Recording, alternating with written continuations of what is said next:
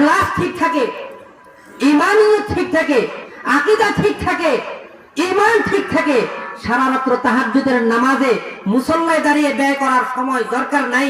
আল্লাহ তাআলা বলেন, হাবিব পাক সাল্লাল্লাহু আলাইহি ওয়াসাল্লাম বলেন, আখলিস দীনাকা ইয়াকফিকাল আমালুল কলিল। ও ঈমানদার, তুমি তোমার নিয়তকে পরিশুদ্ধ করো। কেন তুমি কোরআনের মাহফিলের আয়োজন করছো? ও যুবক, তুমি আগে তোমার নিয়তকে পরিশুদ্ধ করো। তুমি কেন এই আয়োজন করছো? কেন তুমি হাজার হাজার টাকা ব্যয় করে এই প্যান্ডেল আর সামিয়ানা টানিয়েছো?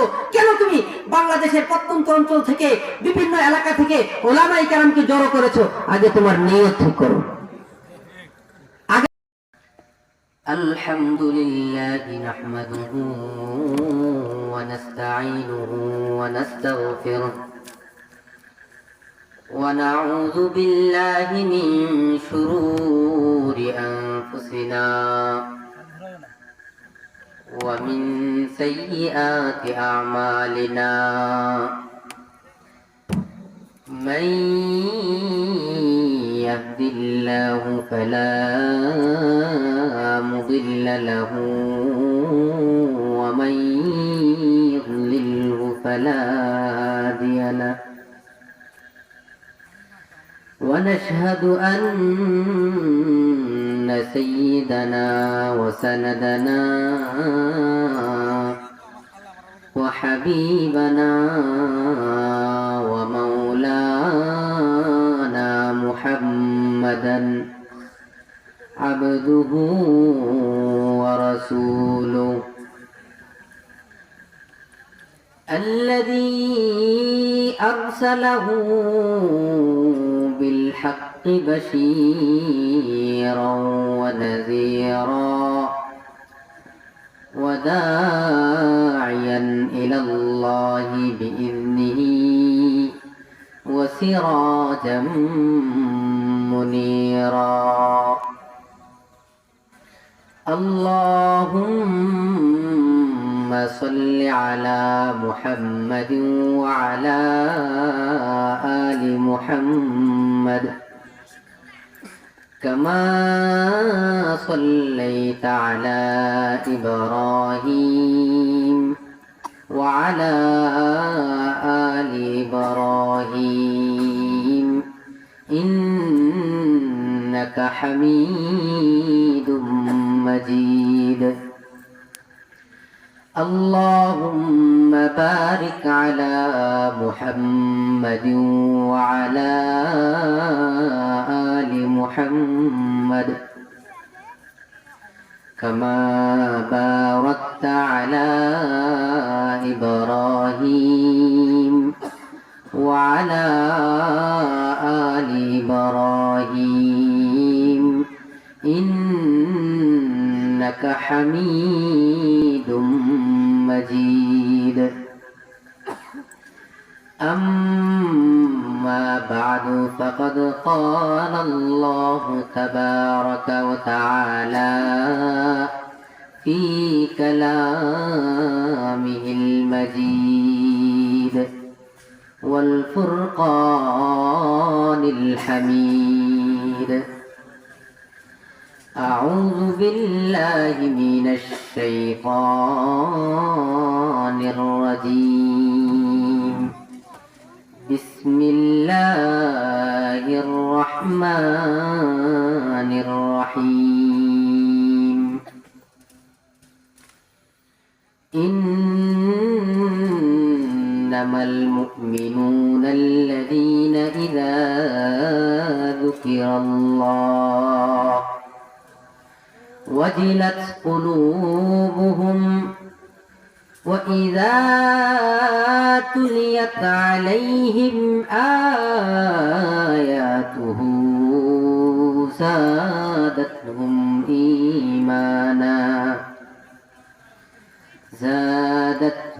إيمانا وعلى ربهم يتوكلون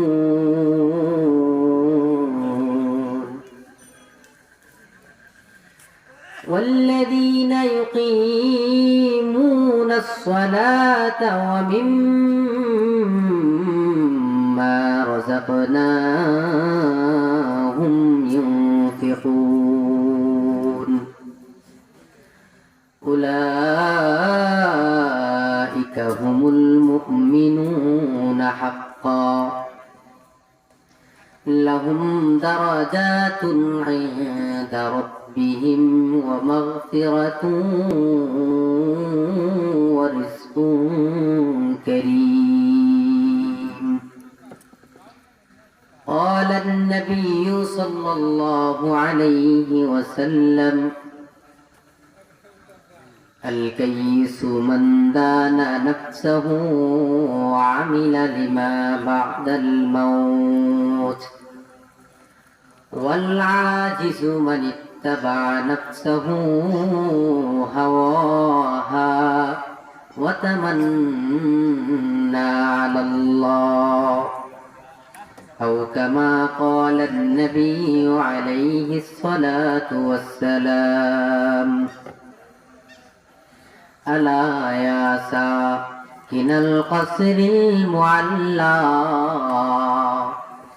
ألا يا ساكن القصر المعلى ستدفن عن قريب في التراب له ملك ينادي كل يوم لذول الموت وابنوا للخراب. قليل عمرنا في دار دنيا قليل عمرنا في دار دنيا ومرجعنا إلى بيت التراب لا إله إلا الله. আল্লাহ তাআলাকে স্মরণ করে, আল্লাহর বরত্বকে স্মরণ করে, যে মালিক আমাকে সৃষ্টি করেছেন, যে মালিক আমাকে চমৎকার হায়াত দিয়েছেন, ঈমান নামক দৌলত দিয়েছেন, সেই মালিকের সামনে আল্লাহর বরত্বের, আল্লাহর শ্রেষ্ঠত্বের, আল্লাহর একত্ববাদের আওয়াজকে উঁচু করি, সকলে বলি লা ইলাহা ইল্লাল্লাহ লা ইলাহা ইল্লাল্লাহ। তোমাকে ডাকি যদি একবার আল্লাহ, আমাকে কাছে টানো বারবার। আল্লাহকে ডাকলে আল্লাহ টানে। তোমাকে ডাকি যদি একবার আল্লাহ, আমাকে কাছে টানো বারবার। যদি পথ ভুলে যায় ও আমার রহমান, যদি পথ ভুলে যায় ও আমার রহমান, দিও দিশা এইটুকু আবদার আল্লাহ, আমাকে কাছে টানো বারবার। তোমাকে ডাকি যদি একবার আল্লাহ, আমাকে কাছে টানো বারবার। লা ইলাহা ইল্লাল্লাহ, চিল্লা বলি লা ইলাহা ইল্লাল্লাহ লা ইলাহা ইল্লাল্লাহু মুহাম্মাদুর রাসূলুল্লাহ সাল্লাল্লাহু আলাইহি ওয়াসাল্লাম। আলহামদুলিল্লাহ, অধ্যকার হাজী সাবেক আলী ফকির বাড়ি জামে মসজিদ ও যুব সমাজের যৌথ উদ্যোগে আয়োজিত তাফসীরুল কোরআন মাহফিল 2025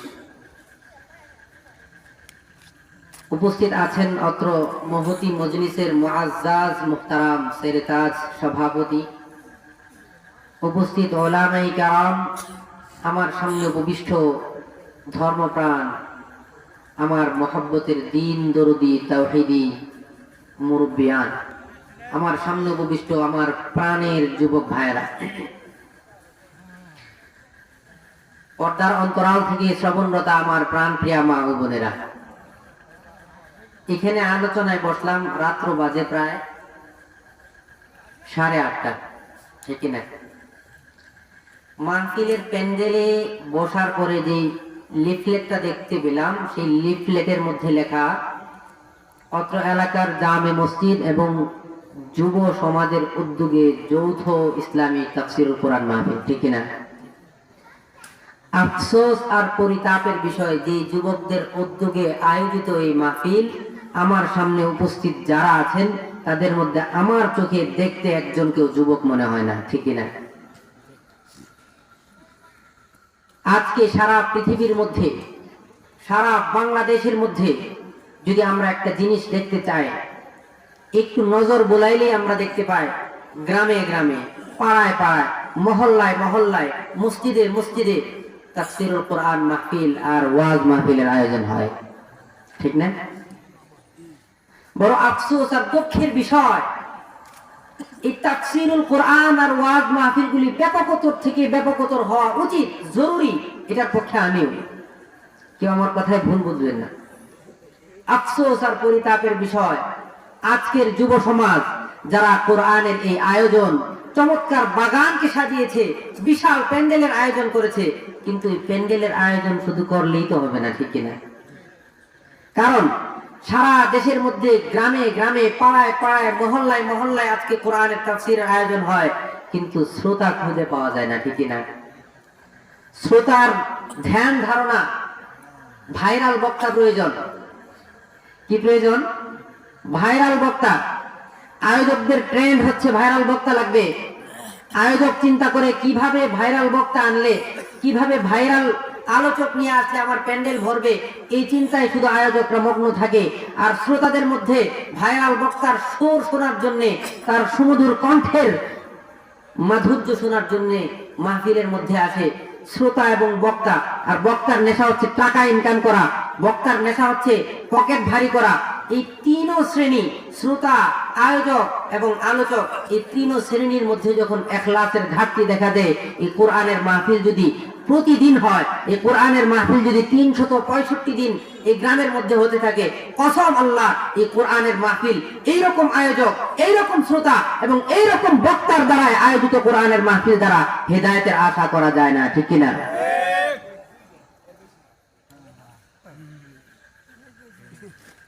হেদায়েত পেতে হলে ইখলাস লাগবে।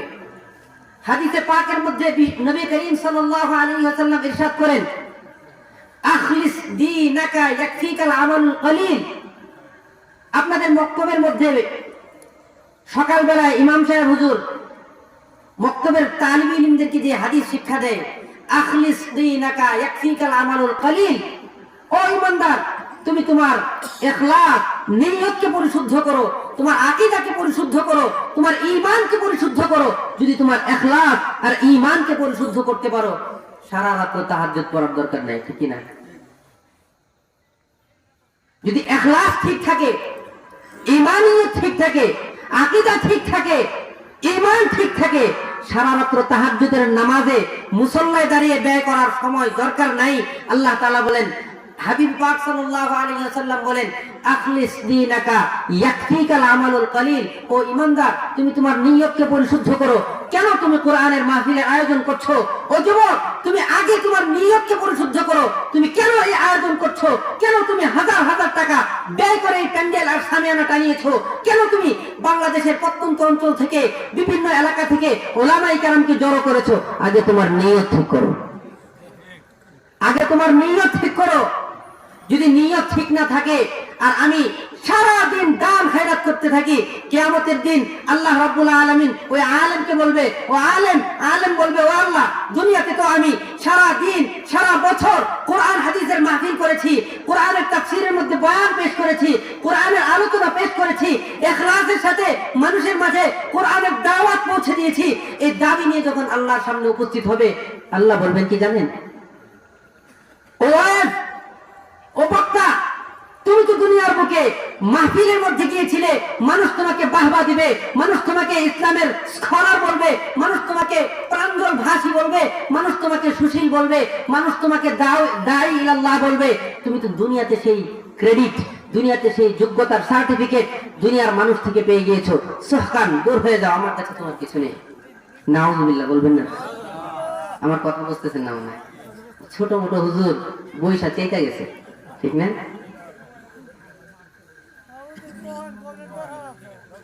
ও যুবক, তুমি মাহফিলের আয়োজন করেছো, তাফসীরুল কোরআনের আয়োজন করেছো, করার পরে যদি তুমি একজন আদর্শ শ্রোতা না হতে পারো, আর কিয়ামতের দিন তোমার এই নেক আমল নিয়ে যখন তুমি আল্লাহর সামনে উপস্থিত হবে, আল্লাহর সামনে যখন উপস্থিত হবে, যদি তোমার নিয়ত ঠিক না থাকে, যদি তোমার খুলুসিয়ত ঠিক না থাকে, যদি তোমার ইখলাস ঠিক না থাকে, লিবতিগায়ে ওয়াজহিল্লাহ যদি তোমার ঠিক না থাকে, তাহলে আল্লাহ তাআলার কাছে তুমি এই যে দিনের কাজ, এই দিনের কাজ করার বিনিময়ে আল্লাহর কাছ থেকে কোনো কিছুই পাবে না। আমি আমার ঘর নির্মাণ করেছি, ঘরের মধ্যে জানালা রেখেছি, যদি আমার জানালা রাখার দ্বারা নিয়ত থাকে এটা, ও আল্লাহ আমি এই জানালা এই জন্য রাখছি যে এই জানালার দ্বারা মসজিদের মুয়াজ্জিন মসজিদের মেহরাব থেকে মিম্বার থেকে যখন আযান দিবে, আমি এই আযানের আওয়াজ এই জানালা দিয়ে শুনতে পাবো, শোনার পরে ও আল্লাহ আমি 5 ওয়াক্ত তোমার পায়ে কুদরতি কদমে সিজদায় লুটিয়ে পড়ার জন্য আমি মসজিদে অগ্রগামী হব, এটা যদি উদ্দেশ্য হয়, তাহলে বলেন তো ওই জানালা দিয়ে আলো ঘরের ভিতরে আসবে? আসবে কিনা? আসবে কিনা? ওই জানালা দিয়ে বাতাস আসবে কিনা? আসবে। আরেক ব্যক্তি সে জানালা রাখলো বাতাস আর আলো বাতাস গ্রহণ করার জন্য, তার নিয়ত হচ্ছে আলো বাতাস গ্রহণ করা, এই জানালা দিয়ে আযানের আওয়াজ আসবে না? আসবে। কিন্তু যে ব্যক্তি তার নিয়তকে পরিশুদ্ধ না করে জানালা রাখলো বাতাস খাওয়ার জন্য, সে বাতাস খাবে বটে, কিন্তু এই তার জানালা রাখাটা তার ইবাদতে রূপান্তরিত হবে না, তার জানালা রাখাটা তার সওয়াব এবং আমলনামা ভারী হবে না, ঠিক কিনা? পক্ষান্তরে যে ব্যক্তি জানালা রাখলো আযান শোনার জন্য, ওই ব্যক্তি আলো এবং বাতাস, যে দুই উদ্দেশ্য ওই দুনিয়াদারের ছিল, যে আলো বাতাস গ্রহণ করার জন্য জানালা রাখলো, এই ব্যক্তি এই দুইটা ফজিলত অটোমেটিক লাভ করতে পারবে কিনা? কিন্তু তার জানালা রাখাটাও সওয়াবে রূপান্তরিত হবে, ইবাদতে রূপান্তরিত হবে, ঠিক কিনা? আমরা কি চাই আমাদের আজকের এই মজলিসে উপস্থিত হওয়া, এই মজলিসের মধ্যে উলামায়ে কেরাম আসবেন, তাদের পবিত্র জবান থেকে পবিত্র কোরআন ও তাফসীরের যে তাকরীরগুলি আমরা শ্রবণ করব, এগুলিকে আমার জীবনের পরিবর্তনের, জীবনের মাকসাদকে রাইট ট্র্যাকে নিয়ে আসার জন্য, সঠিক পথে নিয়ে আসার জন্য আমি আমার জীবনের পাথর হিসেবে এই কোরআনের মাহফিলের কথাগুলি শুনে নিজেকে আমলের দ্বারা পরিবর্তন করার জন্য আল্লাহ তাআলার কাছে ওয়াদাবদ্ধ হই। আল্লাহ তাআলা আমাদের সকলকে তৌফিক দান করেন। শেষ পর্যন্ত থাকবো তো ইনশাআল্লাহ। আমি অত্র এলাকার আবাল বনিতা সর্বস্তরের তাওহীদি জনতাকে করজোর নিবেদন করে বলছি, আমি আমার মূল আলোচনায় প্রবেশ করার পূর্বে ভূমিকা ছাড়াই কিছু কথা বললাম, ভুল ত্রুটি আপনারা ক্ষমা দৃষ্টিতে দেখবেন। মুআজ্জাজ হাজিরিন, অত্র এলাকার সর্বস্তরের তাওহীদি জনতাকে বলছি, উলামায়ে কেরামের কদর করেন। কোরআনের এই মাহফিলগুলি প্রতিদিন আপনি চাইলে আয়োজন করতে পারবেন না, প্রতিদিন চাইলে আপনার এই মজলিস চমৎকার জান্নাতের বাগান সুসজ্জিত হবে না, কিন্তু এই আফসোস, এই বাগান যখন আপনার গ্রামের মধ্যে যুব সমাজের উদ্যোগে, মসজিদের উদ্যোগে যখন আয়োজিত হলো, এই নিয়ামতকে যদি হঠকারিতার কারণে, যদি আমার হঠকারী সিদ্ধান্তের কারণে যদি এই নিয়ামত আমার হাত ছুটে যায়, তাহলে আল্লাহ রাব্বুল আলামিন, আমাদের ইমাম সাহেব খতিব সাহেব হুজুর বলেছিলেন কি, ইন্না আযাবী লাশাদীদ, ও গোলাম শোন, যদি আমার প্রদত্ত নিয়ামত পাওয়ার পরে তুই নিয়ামতের যথাযথ শুকরিয়া আদায় করতে না পারো, নিয়ামতের শুকরিয়া যথাযথভাবে আদায় করতে না পারো, তোর থেকে কপাল পোড়া আর কেউ এই জমিনের উপরে নাই, আসমানের নিচে তোর থেকে বড় কপাল পোড়া আর একটা খুঁজে পাবি না। কারণ আমি আল্লাহ ঘোষণা দিচ্ছি, নিয়ামত পাওয়ার পরে যদি নিয়ামতের যথাযথ শুকরিয়া আদায় না করিস, ইন্না আযাবী লাশাদীদ, আমার আযাব বড় কঠিন, আমার আযাব বড় কঠিন, কঠিন শাস্তির মধ্যে আমি তোকে এমন ভাবে গ্রাস করব, তখন আর নেক আমলের সুযোগ চাইলেও তুই পাবি না। মুআজ্জাজ হাজিরিন, আমার আজকের আলোচনা যেহেতু তাফসীরুল কোরআন মাহফিল, তাফসীর হবে, তাফসীরের বাইরে কোনো কথাই হবে না। এই তাফসীরুল কোরআন মাহফিল, আমি যে আয়াতে কারিমা তিলাওয়াত করেছি, সূরাতুল আনফালের কয়েকখানা আয়াতে কারিমা তিলাওয়াত করেছি, উলামায়ে কেরাম বুঝবেন আমার পঠিত আয়াতে কারিমার আলোচ্য বিষয় হচ্ছে সত্যিকার প্রকৃত পক্ষে ঈমানদারদের গুণাবলী। আল্লাহ তাআলার ঘোষণা অনুযায়ী যারা সত্যিকারের ঈমানদার, তাদের কিছু গুণাবলী এই আয়াতে কারিমার মধ্যে আল্লাহ তাআলা ঘোষণা করেছেন। আল্লাহ তাআলা তৌফিক দান করেন।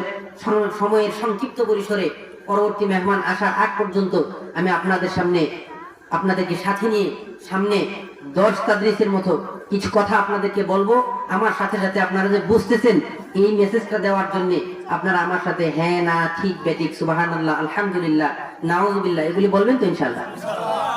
মুআজ্জাজ হাজিরিন, এই আলোচনা যদি শুনে আমার নিজের জীবনের মধ্যে হিসেব করি, হিসেব কষে কষে যদি আমি আমার জীবনকে পরিবর্তন করতে পারি, আশা করা যায় একটা ওয়াজেই একজন ইমানদারের জীবন পরিবর্তন করে তাকে জান্নাতের মালিক বানানোর জন্য যথেষ্ট।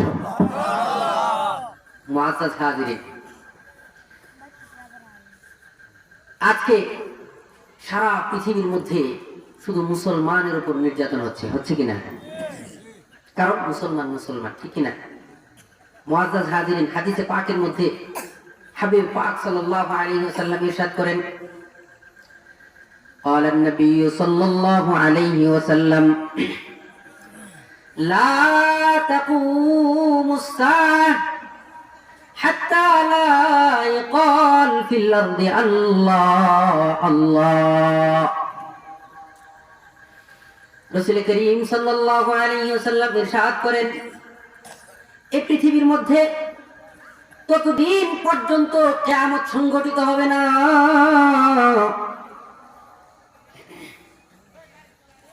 যতদিন পর্যন্ত এই জমিনের মধ্যে আল্লাহর নাম জপনেওয়ালা ইমানদার একজন বাকি থাকবে। সুবহানাল্লাহ বলবেন। হাদিসের মধ্যে আসছে সবচেয়ে বখিল ওই ব্যক্তি যে ব্যক্তি আল্লাহর প্রশংসা করতে জানে না। আমরা কি বখিল হব? হ্যাঁ, আরেক হাদিসের মধ্যে আসছে লা ইয়াস্তামিউ শাহী ওয়াল জান্নাহ মান, জান্নাত এবং কৃপণ ব্যক্তি কখনো একত্রিত হবে না। নাউযুবিল্লাহ। জান্নাত এবং কৃপণ ব্যক্তি কি হবে না? একত্রিত হবে না। আমরা কি কৃপণ? না। নবী করিম সাল্লাল্লাহু আলাইহি ওয়াসাল্লাম বলেন, এই পৃথিবীতে ততদিন পর্যন্ত কিয়ামত সংঘটিত হবে না যতদিন এই জমিনের মধ্যে আল্লাহ রাব্বুল আলামিনের নাম জপনেওয়ালা একজন ইমানদার বাকি থাকবে। আমার কথা বুঝে থাকলে বলুন তো, এই হাদিসের দ্বারা আমরা যা জানতে পারলাম, এই পৃথিবীর মধ্যে কিয়ামত সংঘটিত না হওয়ার শর্ত হচ্ছে ইমানদারের অনস্তিত্বতা, ঠিক কিনা? যেদিন এই দুনিয়া থেকে ইমানদার মুছে যাবে, ইমানদার যেদিন এই দুনিয়া থেকে বিলীন হয়ে যাবে, ইমানদার যখন দুনিয়াতে বাকি থাকবে না, আল্লাহ রাব্বুল আলামিন হযরতে ইসরাফিল আলাইহিস সালাতু ওয়াস সালামকে ডাক দিয়ে বলবেন, ও আমার ফেরেশতা ইসরাফিল, ধর তোর সিংহা হাতে নে, সিংহায় ফুৎকার দিয়ে দে। আমি এই দুনিয়া যে ইমানদারের জন্য বানিয়েছিলাম, আজকে এই দুনিয়াতে ইমানদারের অস্তিত্ব বাকি নাই। দুনিয়ার মধ্যে ইমানদার বিদ্যমান নাই, ইমানদার বিলুপ্ত হয়ে গেছে। সুতরাং আমি এই দুনিয়ার বিশাল কায়নাত আর সুন্দর সুচারুরূপে বহমান রাখবো না।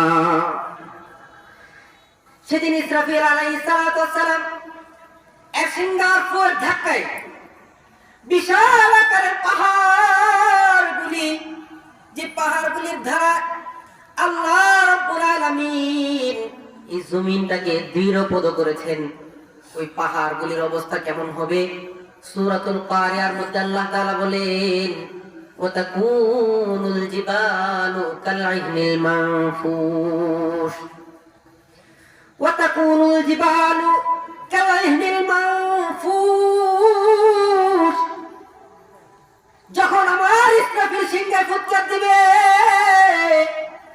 ইসরাফিলের সিংহায় ফুঁয়ার ধাক্কায় বিশাল আকারের পাহাড়গুলি ধ্বনিত রঙিন তোলার মতো উঠতে শুরু করবে। রুইয়ের গাছ দেখছেন, শিমুল গাছ, যখন মৌসুম হয়, শিমুল গাছের মধ্যে যখন বাতাসের বাড়ি লাগে, লাগার পরে এর ভেতর থেকে, শক্ত বক্সের ভেতর থেকে ফেটে তোলাগুলি বের হয়, বের হয়ে আকাশে বাতাসে উঠতে থাকে। শরৎকালে আমরা দেখতে পাই কাশফুলগুলি কিভাবে ছড়িয়ে ছিটে উঠতে থাকে, দেখি কিনা? আমার ভাইরা, আল্লাহ রাব্বুল আলামিন তো এমনটাই বলেছেন, ইসরাফিল যখন সিংহাসন ফুৎকার দিয়ে দিবেন, তখন এই পৃথিবীর মধ্যে শক্তিশালী পাহাড়গুলি, হাজার হাজার কিলোমিটার উঁচু ওই পাহাড়গুলির অবস্থা হবে ধ্বনিত রঙিন তোলার মতো উঠতে থাকবে, ছিন্ন ভিন্ন হয়ে উঠতে থাকবে। আসমানগুলি সম্পর্কে আল্লাহ তাআলা বলেন, বিশাল আকারের যে আকাশের মধ্যে নীল আসমানগুলিকে আমি প্রতিস্থাপন করে ঝুলিয়ে রেখেছি, খুঁটিবিহীন যে আসমানগুলিকে ঝুলিয়ে রেখেছি, আল্লাহ তাআলা বলেন এই আকাশগুলি ঠাস ঠাস করে ফুটে যাবে, জমিনের মধ্যে বিশাল বিশাল ফাটল তৈরি হবে। এইভাবে একটা একটা করে সৃষ্টি আল্লাহ তাআলা সব কিছু ধ্বংস করে দিবেন। আমার কথা বুঝে থাকলে বলুন, দুনিয়াতে কিয়ামত সংঘটিত হবে কখন? ঈমানদার দুনিয়াতে না থাকবে যখন। কিয়ামত সংঘটিত হবে কখন? বাবা আমার কথা বুঝতেছেন না? হ্যাঁ, না বুঝলে বলবেন, মানে আওয়াজ আর রিঅ্যাকশনে বোঝা যাচ্ছে কথা বুঝতেছেন। বুঝেন যে এটা আমি বুঝবো যখন আপনারা হ্যাঁ না ঠিক বেঠিক আল্লাহকে স্মরণ করেন, আল্লাহর স্মরণ যখন গালে হয়, এটা আমি তখন বুঝবো। ঠিক আছে? পৃথিবীতে কিয়ামত সংঘটিত হবে কখন? ঈমানদার থাকবে না যখন।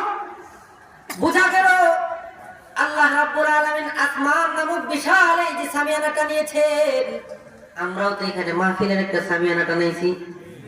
এই সামিয়ানাটা টানানোর জন্য কয়টা পিলারের প্রয়োজন হয়েছে? আমরা এখানে হিসাব কেউই জানি না কয়টা পিলারের প্রয়োজন হয়েছে, ঠিক কিনা? মানে অসংখ্য পিলারের প্রয়োজন হয়েছে। আমার প্রশ্ন হচ্ছে, আমার বাবারা, আসমানের কোন কিনারা আমাদের কাছে আছে? আধুনিক বিজ্ঞানের কাছে আছে? না না না, বিজ্ঞান এটাকে এখনো আবিষ্কার করতে পারেনি। এত বিশাল এই আসমান মোটামুটি 10টা খুঁটির উপর দাঁড়ায় আছে। কয়টা খুঁটি? একটা খুঁটিও নাই। খুঁটিবিহীন এই নীল আকাশকে আল্লাহ তাআলা সামিয়ানার মতো টানিয়ে রেখেছে। জমিন নামক এই বিশাল বিছানা বিছিয়েছে। হাদিসের ভাষ্য অনুযায়ী কেবলমাত্র কার জন্যে? শুধুমাত্র কার জন্যে? ঈমানদারদের জন্য, ঠিক কিনা? আজকে যদি সারা পৃথিবীর বুকে পরিসংখ্যান যাচাই করি, সারা পৃথিবীতে আদম সন্তানের বসবাস রয়েছে প্রায় 850 কোটি, ঠিক কিনা? সারা পৃথিবীর মধ্যে বসবাসকারী মানুষের সংখ্যা কত? 850 কোটি, ঠিক কিনা? এই 850 কোটি বসবাস করা মানুষের মধ্যে ঈমানদারের সংখ্যা মাত্র 250 কোটি। কত কোটি? 250 কোটি।